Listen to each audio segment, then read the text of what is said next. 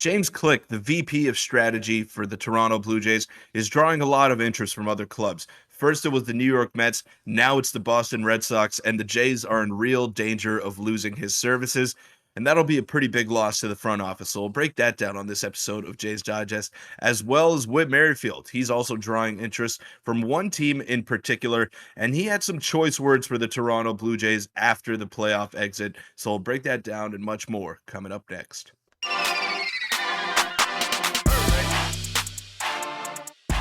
What's up, Jays fans? I'm your host, Peter Vryonis, alongside host Nick Gosse. I'm a little bit under the weather today. Voice is not too great, so before you guys say anything in the comments, it's that type of time. It's that type of season here where I'm living. But yeah, we got some big Toronto Blue Jays news to unpack for you guys. Most notably is James Click, one of the Toronto Blue Jays' main executives, who was hand in hand in that Jose Barrios decision, according to everything that we've heard from Ross Atkins and Mark Shapiro. He could be on his way out. He's looking for other opportunities. And I'm sure that he was brought into Toronto with the possibility of maybe becoming the general manager if Ross Atkins were to fail.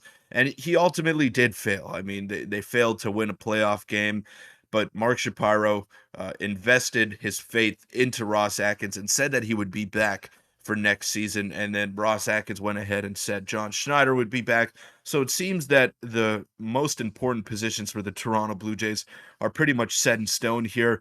And you got a couple of big market teams like the New York Mets and the Boston Red Sox who are going to be aggressively pursuing James Click, probably to be their next GM, maybe even president of baseball operations. He's in line for a big raise, for a big time promotion. And he's one of the game's best, so he probably deserves it. And the Jays are going to have to find a replacement at that level. Yeah, it's getting very, very scary for you. That quick reminder that around 70% of you guys aren't subscribed, so it would mean the world if you hit that button. And like you said, let's get into the exact report.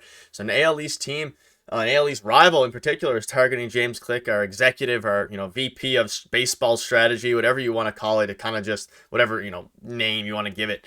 And this was tweeted by John Heyman yesterday. Executive James Click, the former Astros GM, is another one being considered for the Red Sox top job as the general manager. And like you mentioned there, essentially, Ross Atkins is officially back. Mark Shapiro is not going anywhere. John Schneider's back. There's a very, very good possibility that James Click saw what happened here and maybe joined the Jays with the thought that maybe he could take over for Ross Atkins at some point.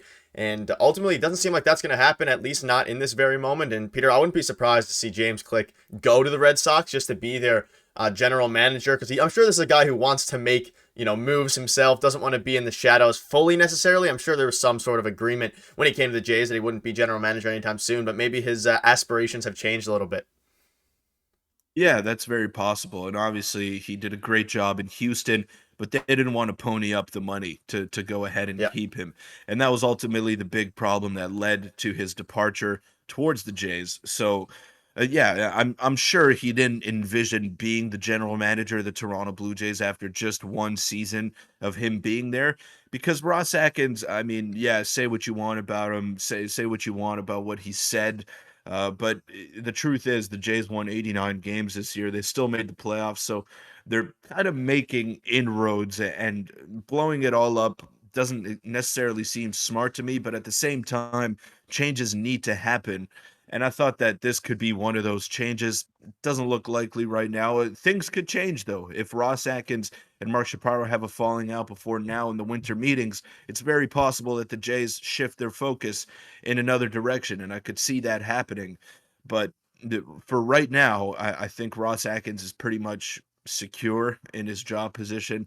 Same thing you could say about John Schneider. We haven't seen any firings. The only move that we've seen the Jays make thus far is Louis Rivera taking his retirement and heading off into the sunset. Now, we don't know what's going to happen from here on out. It's going to be a long off season, and every little move, every little movement is going to be magnified for these Toronto Blue Jays. And look, I was the one clamoring for James Click to take over that job because I was a big fan of what he did in Houston. And now once he left, Houston is not that same juggernaut that we've been seeing in the past. So maybe James Click had a little bit more to do with that than we may have thought originally. But yeah, right now it seems that he's in line for a big time raise here. And when we're talking about the Red Sox, I mean, it could even be the president job because Chaim Bloom was the president of baseball operations, and he's gone now. I mean, they got rid of him, even though I think he did a pretty good job as well. So no one's job is safe. That's been proven time and time again in professional sports. And James Click is a pretty damn good executive, and I think he's going to make whatever team he goes to a lot better. Yeah, this is a big hiring when we initially got him back last year, and we haven't heard much, from him directly because obviously the stuff he does in his role with the Jays is pretty, low key. But I'm sure he had a lot to do with the Brios decision, a lot to do with other decisions that have probably led to wins as well. So he's a baseball genius, and hopefully we keep him around.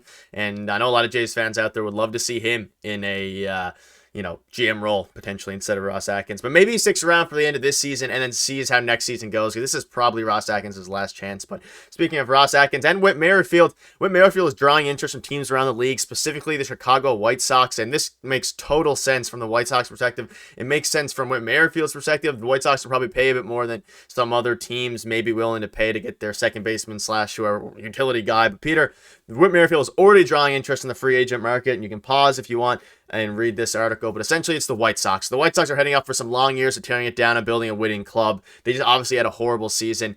And, of course, a longtime member of the Royals, Merrifield is intimately familiar with the White Sox as he spent the first 7 years in that AL Central. So it's familiarity. It's a team who's going to pay him more money than most people, and he's going to get everyday playing time, or most teams, sorry. So, Peter, makes all the sense in the world. And the question for you is Whit Merrifield a guy that you want to bring back? You want the Jays to bring back? Or do you think that they should just let him go to the White Sox and enjoy his time there? Because I know there's a lot of fans out there who want to keep Whit Merrifield around.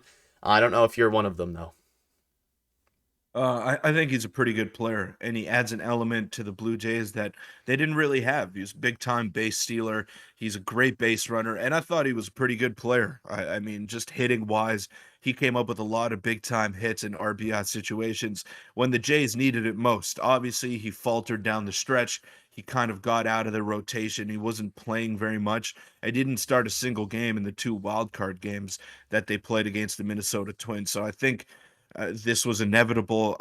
I truly believe that you hit the nail on the head there, where he's going to get everyday playing time with the Chicago White Sox.